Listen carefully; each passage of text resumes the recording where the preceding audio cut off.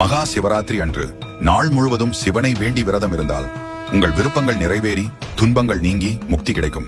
இந்த ஆண்டு மகா சிவராத்திரி பிப்ரவரி 26ஆம் தேதி நடைபெறுகிறது.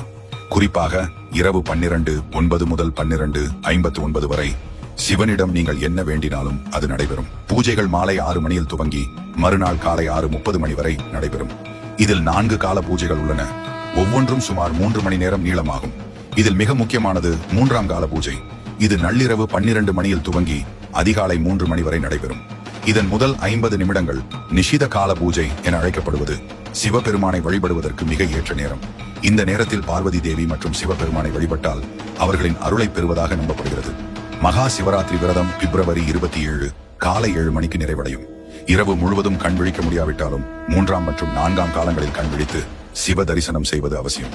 இந்த நேரம் உங்கள் பக்தியிலும் புதிய ஆற்றலும் அருளும் தரும்.